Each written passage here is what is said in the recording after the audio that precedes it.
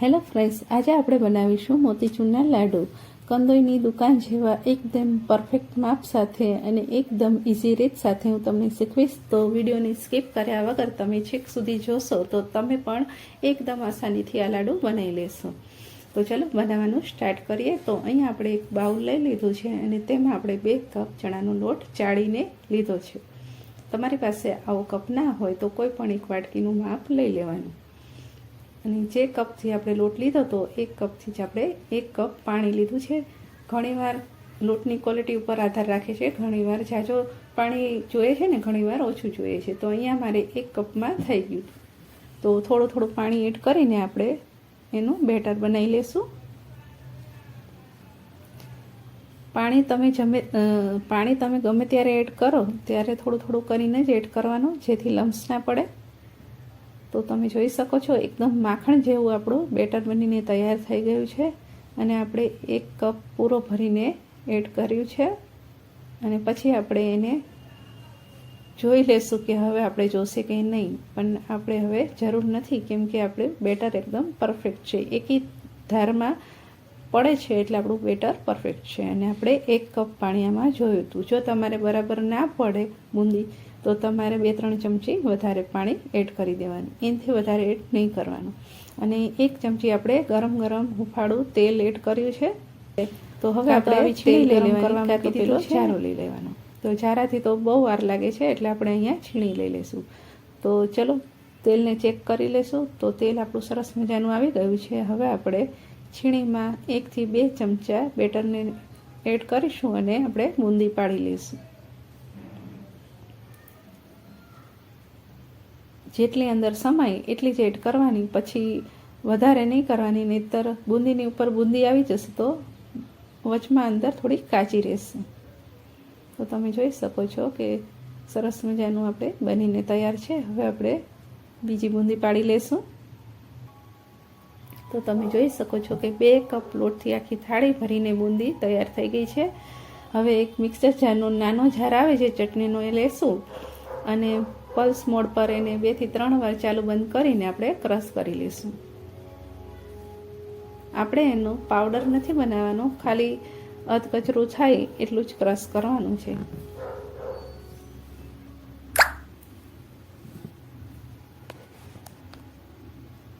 તો તમે જોઈ શકો છો કે આપણે આવું ક્રશ કરવાનું છે.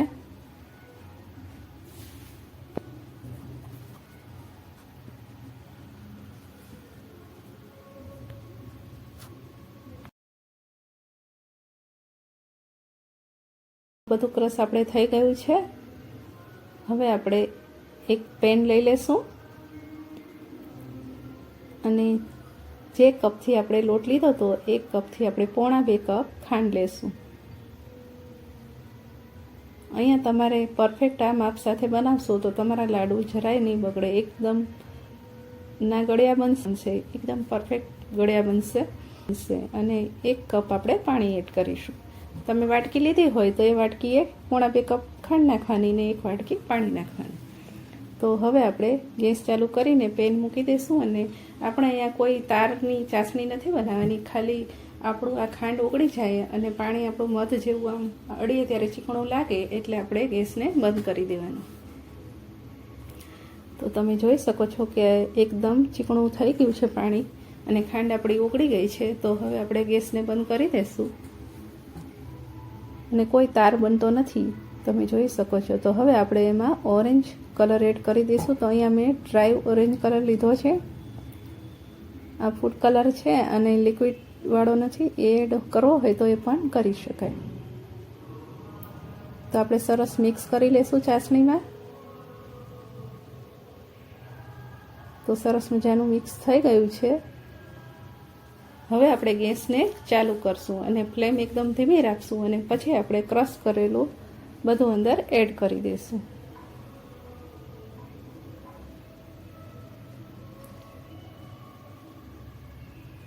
એડ કરીને આપણે એને ચલાવી લઈશું. આવું કરવાના લીધે આપણે ઘણીવાર એવું થાય છે કે એક તારની ચાસણી બનાવી છે અને પછી એડ કરી છે તો આપણું મિશ્રણ રહ્યું ને એ વધારે થઈ જાય છે અને ચાસણી આપણી ઓછી પડે છે અને આપણું રેસીપી આખી બગડી જાય છે. તો આપણે આ વખતે શું કર્યું છે કે ખાલી થોડું એ ચીપચીપું બન્યું એટલે કે ચીકણું બન્યું તરત જ આપણે એમાં આપણું મિશ્રણ એડ કરી દીધું અને હવે આપણે એને ચલાવશું જેથી એ કોરું પણ ના રહે અને એકદમ પરફેક્ટ બનીને તૈયાર થઈ જાય. તો અત્યારે આ લિક્વિડ ફોર્મમાં તમને દેખાય છે, પણ જ્યાં સુધી એ તવીને છોડે નહીં ત્યાં સુધી આપણે એકદમ ધીમી ફ્લેમે ગેસની ચલાવશું. તો 3 થી 4 મિનિટમાં આપણે બનીને તૈયાર થઈ જશે. તો ધીરે ધીરે બેટર આપણું પેનને છોડવા લાગ્યું છે. હજી આપણે 2 મિનિટ ચલાવશું.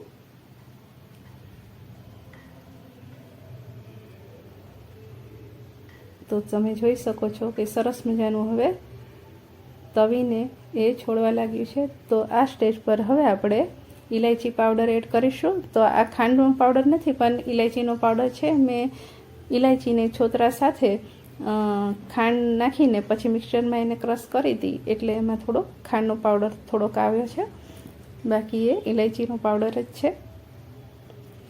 હવે આપણું મિશ્રણ એકદમ રેડી છે. આપણે ઇલાયચીનો પાવડર કરીને આપણે એને મિક્સ કરી દીધું અને હવે એને ઢાંકીને આપણે, જો તમારી પાસે ટાઈમ હોય તો કલાક રહેવા દેવાનું અને ના ટાઈમ હોય તો અડધો કલાક રાખવાનું અને પછી તેને ખોલી લેવાનું. તો સરસ એ એકદમ બનીને એ તૈયાર થઈ જાય છે. તો હવે એમાં આપણે 1 ચમચી ઘી એડ કરીશું અને મગજતરીના બી એડ કરીશું અને ડ્રાયફ્રૂટ એડ કરીશું. તો મેં કાજુ બદામને કટ કરીને લીધા છે અને મગજતરીના બી તમે જો ફ્રીજમાં રાખ્યા હોય તો તેને થોડા તવી પર રોસ્ટ કરી લેજો ને, કે ખાસ જ્યારે તમે લાડુ ખાશો ને તો મોઢામાં એ વાગશે. તો ડ્રાયફ્રૂટ એડ કરીને બધું મિક્સ કરી લીધું છે અને કોઈ પણ 1 ચમચીનું માપ લઈ લેવાનું જેથી લાડુ આપણા એક સરખા બને. તો હવે આપણે એક લાડુ બનાવી લેશું. તો સરસ મજાનો લાડુ આપણો એક બનીને તૈયાર છે. કોઈ કહે કે આપણે ઘરે બનાવ્યો હશે અને એના ઉપર આપણે પિસ્તાથી ગાર્નિશ કરી દઈશું. તો આ પિસ્તાનો તમને એમ થશે કે આટલો ગ્રીન કલર કેમ છે, તો મેં પિસ્તાને લાંબા કટ કરીને ગ્રીન કલરનો ફૂડ કલર આવે છે એમાં થોડા કલર લગાવીને એને પંખા નીચે સૂકવ્યા હતા અને પછી ડેકોરેશન માટે લીધા હતા. તો એક લાડુ આપણો સરસ મજાનો બની ગયો છે, બીજો લાડુ પણ આપણો બની ગયો છે. તો આવી રીતના આપણે બધા લાડુ બનાવી લેશું. તો બધા લાડુ આપણા બની ગયા છે, તમે જોઈ શકો છો.